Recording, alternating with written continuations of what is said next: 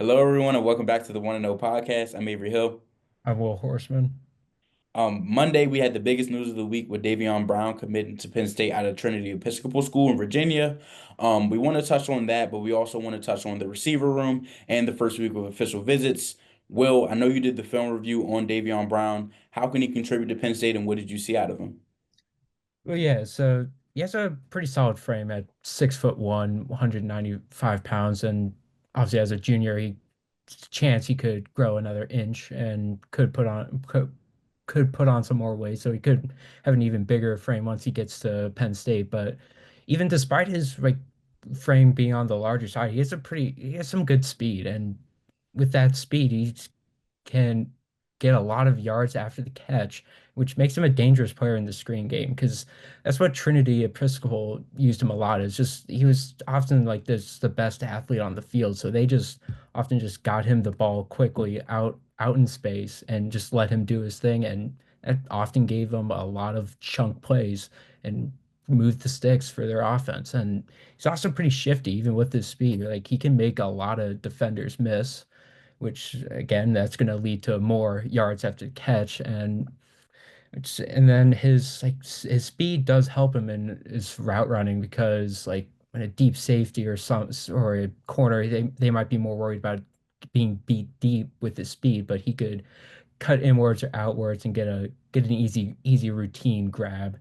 And then he was also the Trinity Episcopal also was pretty creative with him, like use him on some like gadget plays, and they had him line up as a running back sometimes, some jet sweeps, some pop passes, stuff like that. So Penn State's gonna have a wide receiver that they can be pretty creative with, and really his speed and like shiftiness can be a difference maker in games possibly. Yeah, I mean, I think as for Penn State fans, they kind of see this and like as you say, like the pop passes and having the frame, but also having the speed and the shiftiness and all and the ability to get open on deep routes. Like obviously that versatility is wanted anywhere, but especially in Andy Kotelnicki's offense, given of course that he still is the offense coordinator by 2026. I mean, we could still see a similar offense under whoever else might take over if he ends up getting a head coaching job. But just under that sentiment, I think it's something for Penn State fans to really look forward to. I mean, again, you talk about 6'1", about 195 or 185-ish, but he has the chance to grow. Obviously, when he gets to college, he's going to get even bigger. And it's kind of seeming like Penn State's getting back to getting these bigger receivers because it seems like over the years they've kind of gotten a little smaller. Like I would say the biggest one would probably be Harrison Wallace, and that's just because he's kind of a lanky type of receiver. He's not like a 6'4", 6'5", and obviously now this season with Kyron Hudson, that obviously adds to it. Like he's easily, well, I don't know about yeah, I would say he's the biggest receiver in the room. You have him, you have Matt Alton, who looks like a tight end. So it'll be very interesting to see just how he exactly will fit into that room when he gets there. Obviously, you have again Kyron Hudson out of USC. You have Devontae Ross out of Troy, and then you have Trevor Pena out of Syracuse. All of these guys are transfers, but they have 1 year left in eligibility. Where do you see him fitting into the room in the future? Do you see him as a day one kind of guy, or coming in late in the season, or waited out the second year? What do you think? Brown could be a great slot guy for Penn State in future seasons. He might need to wait until his sophomore or junior year until he really gets an impact. Because I mean, with this class freshman, the 2025 class with Matt Otten, Kobe Howard, and Lyric Samuel, they all have kind of flashed some capability. So that could keep Brown lower on the depth chart once he gets here. But but yeah, it's like with his speed, it's like I would be surprised if he doesn't make an impact by his sophomore year because his speed is very unique, but it's also his frame and his shift all his shiftiness and speed frame, like all that combined, that should be able to get him some playing time a little bit earlier on in his career. Yeah, I mean, I think it's very interesting to kind of look at when you look at the entire receiving room because especially it seems like now the narrative is starting to shift, but it's not there because you haven't had any like on-field production to show for it, like unless you count the blue-white game as production. I wouldn't necessarily, but you definitely are seeing like they're deep. Like you talk about Matt Otten, you talk about Lyric Sam, you talk about Kobe Howard. Even Jeff Exnor, who is sometimes some people consider him a tight end, Penn State listed him as a wide receiver for National Signing Day, so you're not necessarily sure where he slots in. But those were four stars in one class, and then you go to this class and you get Davion Brown. You even look at 2027, you have Khalil Taylor, who is a top 100 player in the country and will probably rise, before he gets to Penn State. So it seems like there's a lot of promise in the room, and it's very interesting to see. You look at, bringing in Marcus Higgins, taking out Taylor Stubblefield. You've seen kind of the differences. Obviously, on the field, you have your problems. You have the, zero catches in the Orange Bowl, things like that. I kind of talked about all of that on at psucollegian.com. I just dropped a column. I'm not going to spoil it all here, but I do want to wrap this up real quick in case you guys want to watch or read. In case you didn't get it again, it's psucollegian.com. Anyways, but yeah, so at this point, it's looking like Penn State is putting themselves in good position for the future. And I mean, you're seeing that all around with their recruiting run. I mean, defense, offense, any position you want to talk about, linebackers, which is something that we dived into last week. It seems like Penn State's putting themselves in the position to win. So it'll be very interesting to see how he fits in and just how Penn State shapes out the rest of their recruiting class. Um, I want to see Yeah. just kind of if they're able to bring up anybody else in and kind of to add to that mix. But I mean, to also add with all the young wide receiver talent that Penn State has, like Brown also played safety for Trinity, so it's like if that room gets too crowded, it's like he does have. It's possible he could switch to safety if, depending on how like the depth chart turns out in future seasons down the road. But he has some versatility to switch sides of the ball. Yeah, I mean that's obviously you see that a lot in college ball, like even at Penn State. I mean, I think it was Mekhi Flowers who started at safety, went to wide receivers, a 4-star, didn't pan out, but you're obviously if Penn State gets him in the room or even any other guys in the room and they're like, okay, maybe they aren't so fit to play wide receiver for them, then that opens up other opportunities. And I mean that just shows the importance of recruiting because it may not be that one guy. Everyone wants to get the big fish. But what I've kind of noticed with Penn State is they're like, okay, we can get all these guys that they might not be all top 100 players. Some will be like, we talk about Kevin Brown, like he might finish as like a top 20 player in the country by the time he's finished. I think he has one more year to go. But the other guys, they may not get there. But if you have, a consistent class of guys that are top 300, top 200, things like that, it seems like there's hope. It seems like there's promise that things will get going, especially at Penn State, knowing that Penn State is really a developmental program. They've gotten to recruiting now, and obviously they've had their strides. It's the biggest school in Pennsylvania in terms of recruiting and NIL and everything like that and resources. There we go. But they are big on developing players. I mean, you've kind of seen it, even like the Tyser Demar, so who obviously we haven't seen him really get on the field, but he was a 3-star, and honestly, the praise that he's getting is really putting him up there with 4 stars and things like that. And that's just something you see at Penn State. So it'll be very interesting to see how that shapes out. I do want to kind of transition into the wide receiver room at this moment. Obviously, at the beginning, it was kind of the same situation as the linebacker situation where James Franklin, even Pat Kraft, they weren't shy about the struggles in the receiver room. Like Pat Kraft's like, we got to get a receiver. Like obviously, they get Trevor Pena right before the blue white game. They get Devontae Ross. They get Kyron Hudson. Do you think Penn State's in good shape right now? Do you think that there's anything missing from the room? Obviously, we haven't seen too much, but is there, are they there yet? Will they answer questions this year? I mean, yes. I mean, obviously, we still need to see them in actual game action, independent if you count the blue white game. But it's like with Drew Allers, like his ceiling might not have be reached yet, but he hasn't had a wide receiver one, like a true wide receiver one with Penn State yet.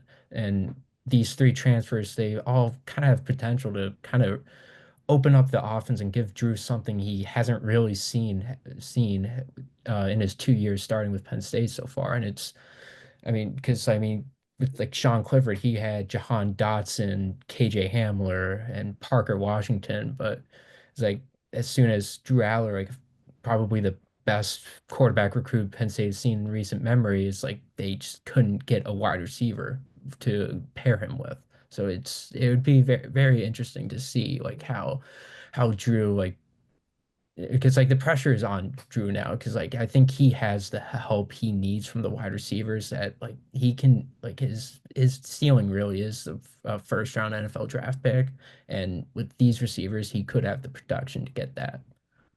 Yeah, I mean, you talk about this season specifically, and you think about the three guys that they bring in, and even if you look at the whole roster, like the pressure's really there, just in the sense that this is kind of like a running back. We got to win it all this year type of season. I mean, you've seen the same thing with Ohio State. You saw the same thing with Michigan, things like that. So bringing in those three guys, it's like we're filling in holes. This is like obviously zero catches in the Orange Bowl.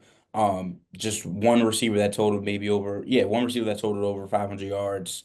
Like very underwhelming production from the room, and Penn State's looking for it. It'll be very interesting to see where they get trying to do that because one, what does that look like? You think about where Trevor Pena came from, where you have like I think it was two 1,000 yard receivers, at least two that are or three that's over 700 yards.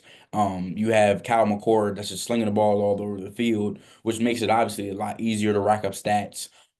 Even Kyron Hudson at USC, they obviously threw the ball a little more than you would at Penn State. And even looking at Devontae Ross, like he was the feature of his offense because it was Troy, and he was just a superstar with his ability to get open, to be quick, to do everything, to be that return specialist. So it'll be very interesting to see how this team meshes and what it actually looks like once it's all put together.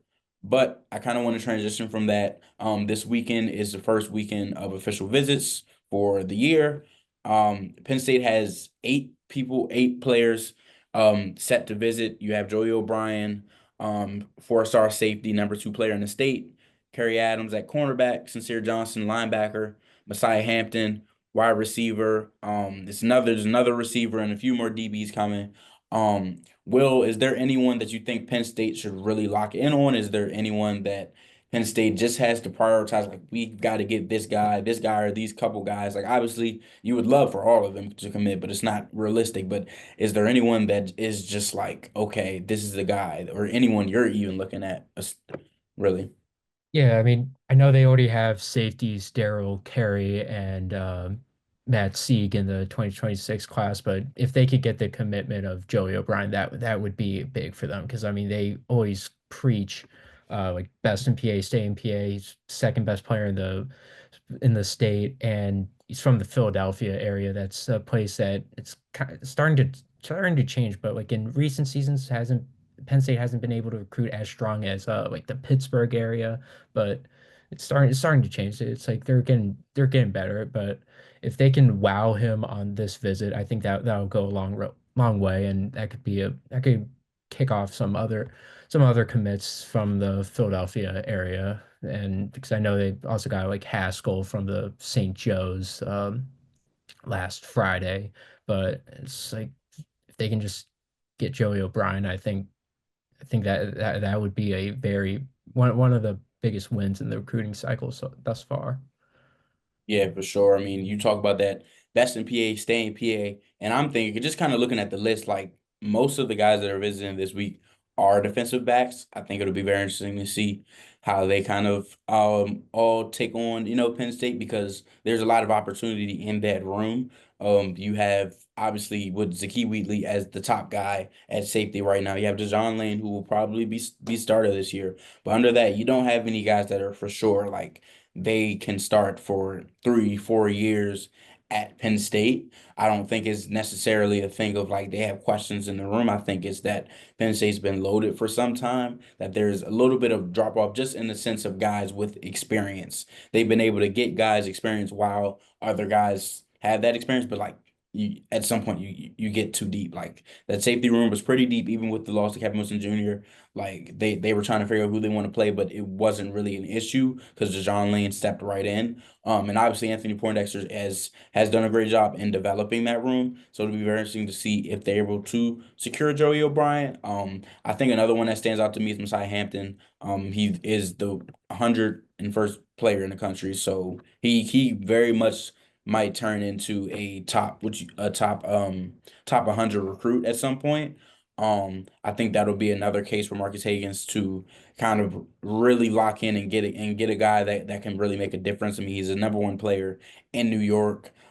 6 foot 170, which is pretty good for him. I would assume he plays on the outside. I haven't done too much viewing him on film, but I would assume he'd be playing or on the inside. I meant he would be playing a little bit on the inside. So I think that'll be another interesting one to me. Another one that stands out for me, another visit. It's not this week, but it's in a month. You have Darius Gray, who is a 5 star, number 28 player in the country, number two offensive lineman in the country. And I just take a guess where he's from, Richmond, Virginia. If you've seen Twitter, Tony Rojas has been going crazy trying to get all the guys from Virginia to come up to Penn State. Richmond and the area Tony Ross is from is really not that close to me as a DMV native. It's really not that close, but he still wants anyone from Virginia, anyone and everyone. Darius Gray, again, a 5 star. I think he's predicted to go to LSU. We don't know how that'll shake out, but Tony Ross has been honestly that's been the funniest thing I've seen on the recruiting trail. Like I think he has a spot locked down as some sort of recruiter, even as a head, like like how Fran Brown was recruiter of the year. Like the path is right there for Tony Ross. He has a lot on his resume that he could add up. The same thing happened last week with Davion Brown. Like he was like got another guy like Tony Rojas, as I said last week, is the happiest player in Virginia. I think it'll be interesting to see how his influence helps. I mean, they're really, making those ties to the Virginia, specifically Virginia. Like obviously you have the DMV ties, which comes from James Franklin being at Maryland, comes from the various players, even comes from their director of player personnel, who I believe went to McDonough in Baltimore. So you obviously have all those connections, but having a guy like Marcus Higgins, having a guy like Tony Ross, especially Marcus Higgins, because he's from Hampton, Virginia. So that's their area. So he kind of understands that area a little more. I think it's been very interesting to see the rise of the Penn State recruiting in Virginia. Like it hasn't been non-existent. You obviously have Katron Allen from Virginia.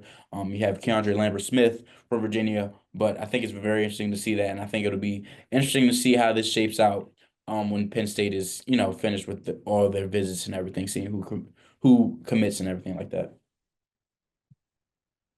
Yeah, so I'd say another official visit that would be worth monitoring would be Luke Waffle, and when he comes visit on June 6th, is edge rusher, is the number number 55 overall recruit in the country, number 6 edge rusher, and the best recruit in New Jersey. Obviously, his brother Owen's already on the team, so Penn State already has like a pretty good recruiting pitch to him. Uh, he's in his like top schools. Like he's also visiting Texas and Ohio State. Um, but as for like the where the edge rushers in the 2026 class stand right now, it's currently just Daniel Jennings, and with guys like Denai Dennis Sutton going to the NFL draft next year and Zariah Fisher running out of eligibility this season. It's if they can get the commitment of Luke Waffle, that would be a pretty valuable ad. Yeah, I think the interesting thing with Luke is I looked at his top. I can't remember his top four exactly. I know Ohio State's in there, correct? Yeah. Is it USC? No. Texas is another. Texas. There we go. Yeah, so you got Texas, like, and then you obviously have Penn State. The fact that he doesn't have Michigan, where Owen Wafle came from, of course, is an encouraging sign for Penn State. You because obviously if he just put Penn State, he put Michigan, then you're assuming he's just kind of checking all boxes. Like Penn State is there because his brother was there. Michigan's there because his brother used to go there. So it's a kind of a means of them checking all boxes. But what that told me is that Penn State is a real consideration, which obviously, if you're a top four team, they are a real consideration. But I mean, you can look into years past. Like I remember with Caleb Williams, like his top 4 or 5 was Maryland, LSU, Penn State, Oklahoma.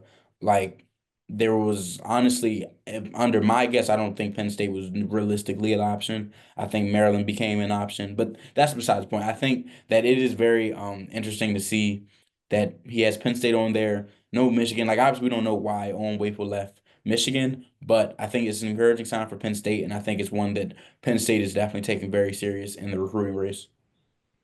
Yeah. Well, that's all we have for today. For more coverage, visit us at psucollegian.com and follow us on socials. We'll see you next time.